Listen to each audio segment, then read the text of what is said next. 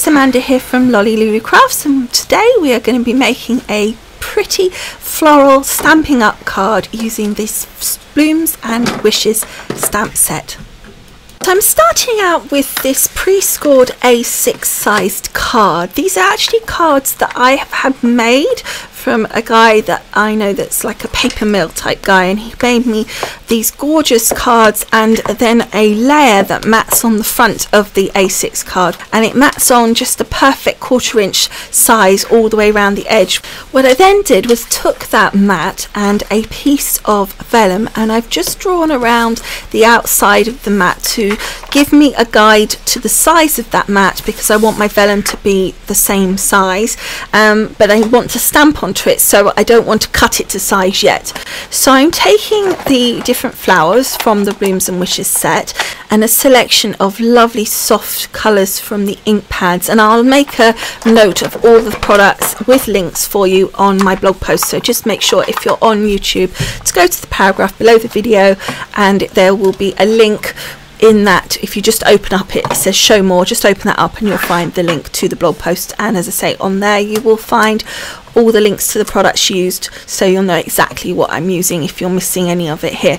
So what I was doing here was just testing the colour on my stamp pad at the side there, and in fact in some cases I did actually need to stamp off once before stamping onto the vellum, because the colour was a little dark for what I wanted. As you can see, it's the sugar plum colour, and it was just stamping a little dark, and I think that's just because it was a new colour and I just wanted it to blend nicely tonally with the other colours that I had, and so I felt that just stamping off, well, they're all new colours, but I just felt stamping off would just blend that down a little bit better.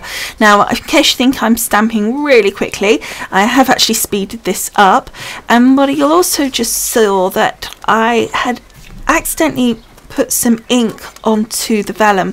The thing is that with the vellum the ink stays wet for a bit longer, so what happened was I smudged it onto the little foams of my stamp platform there, and then when I moved across to the next one it actually ended up putting some of the ink onto the vellum. But if you're quick and you use just a little baby wipe, you can actually remove all of the ink and you wouldn't even know it was there.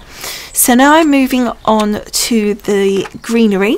So I'm using the Pear Pizzazz for that. I thought it's a really nice colour with this, and I always think that the greenery really adds something to the piece when you're doing flowers like this. I just feel that it really works, and as with before, I just stamped off to check the colour to see how dark it was, and I was happy that a single stamp, so straight onto the vellum, was totally fine.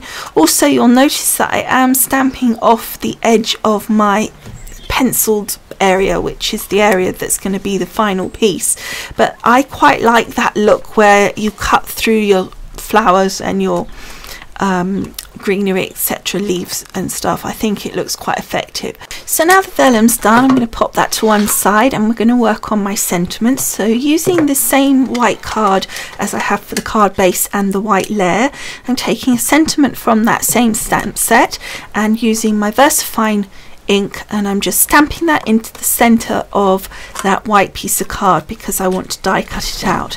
I'm then taking the Garden in Bloom stamp set and I'm grabbing the little bumblebee from there, and I'm going to take my die so that I know it's the size that I'm going to be cutting out, and then I'm able to position the little bumblebee accordingly.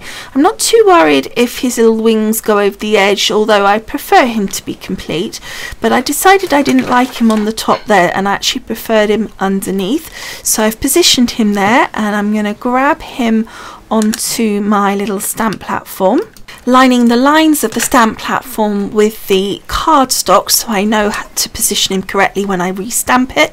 And then I've just inked him up again with my VersaFine, just in the black. I didn't want to do colour or anything, and then I've just stamped him down, and I think he looks really cute just down there. So as you can see, I've now cut him out using the circle die, and then I also cut a scallop circle out of the Pear Pizzazz. I've then done a mat of the Pear Pizzazz to sit between the card base and the mat that has already been created, and obviously the mat, the white mat, is going to match the size of my vellum piece here. So what I'm doing here is to make sure that I'm cutting it correctly. I'm not putting the base of the vellum against the back bar of the cutter. I'm actually using my little wire on my cutter and lining it up with my pencil mark, because that's the piece that the lines that I know are accurate. Once I've cut that once, that's lined up, I can then put that against the bar at the back of the cutter there and use that also to make sure I get a square cut. So there it is, all finished cut out. I think it looks fabulous, and then when you pop it against the white mat, you can really see the colours just fly off the vellum. It's really pretty. So now we've got all our elements, we need to start putting it together. So I'm starting off with my sentiment here, and just using my tape pen, I'm just putting some adhesive on the back there and sticking it down into the center of my Pear Pizzazz little scallop circle, and I just think that really adds just a little extra something to it. I just really like how that looks. So then I was trying to think how I could adhere my vellum to the background here. Now I'm just working out where I can put adhesive that will be behind my sentiment, and then I'm going to stick it down just in that area there, but I wasn't going to be satisfied with it all sort of flapping around. Now you may be happy with that, and I know that it's not wrong, it's just different, but it wasn't something that would suit me. So I decided that I would like to actually put some little brads in each corner. So taking a sponge mat and a pokey tool, make sure to pull the vellum out nice and smooth.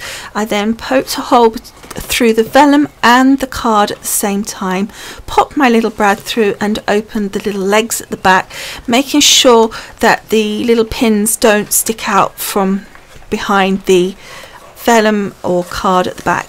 Then when you're doing the second one, which is even harder really, not harder but more important, that you really must make sure that you pull that vellum tight across as you can before putting the hole, because what you don't want is to have kind of rumples in your vellum that because you haven't smoothed it out properly. Now you could do this, I think, in any order, it probably didn't matter, and it may well have helped if the adhesive wasn't in the center. I don't know whether that made it better or worse, to be honest. I sort of felt like I had sort of something that was holding it firm in the middle there, but again, it's your choice. And I guess if you weren't putting any kind of sentiment in the center, then obviously you wouldn't want to put the adhesive there anyway. So the last one, just making sure that it's really pulled smooth from all angles so that we don't get any bubbles or wrinkling in our vellum, and then just finishing that off by making sure that all those little legs are not sticking out, and it just looks really great. I found these little brads and I thought they were a perfect match. They were in my stash and I just thought they worked really, really well. So now moving on to the construction of our card base, just taking my Pear Pizzazz layer and my tape pen and just adding the adhesive across the back and sticking it down onto my card base. By the way, I think I said, but if I didn't, the card base is A6. So next, because I was going to put glue gel on the back of my vellum piece here, I decided that I would stick my sentiment down, because that obviously is easier to do it now than try and push it on when I've got glue gel underneath it. So I'm just putting this on flat, so I've just used my tape pen for that and just centered it over where we put the adhesive under the vellum as well, so that covers all that up. And then I'm adding the glue gel to the back of my card. I think I could have got away without it if I wanted to put it flat. I just thought it might be a bit better with a little height. It just gives it a bit of dimension, bit of extra interest, and also any kind of bits where the brads might have stuck the card up at the corners. I thought that would be better as well. However, just before I stuck that down, I suddenly thought that I really ought to do something to the inside. I always like to balance the weight of the card as well anyway, so that if you've got quite a few layers on the front. You need to put at least one on the inside because otherwise it just feels a bit flimsy.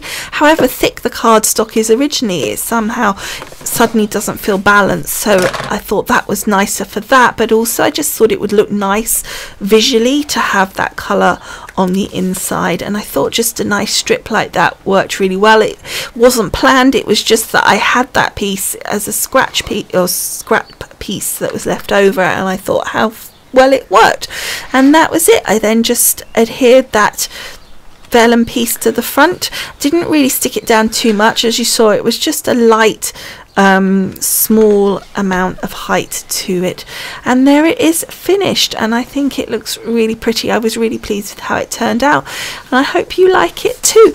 As always, do make sure you go across to the blog post that goes with this video. If you're on YouTube, just go to the paragraph below this video, click where it says show more, and then you will see the link to the blog post. It's always really nice to go over to there because I always take loads and loads of photos, plus there's all the links to the products used, so you'll have all that information as well. So I hope you have enjoyed making this card with me. I hope you like the finished result as much as I do. I'd love, as always, to hear your comments, and if you haven't subscribed, I'd love you to subscribe. Thank you so much for watching, and I will see you again soon. Bye for now. Bye.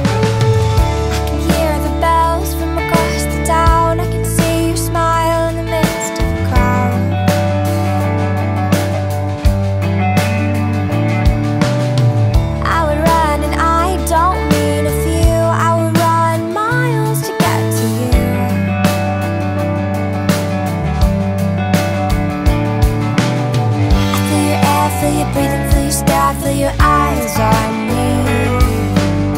I'm just a girl who doesn't know, but then again we'll see.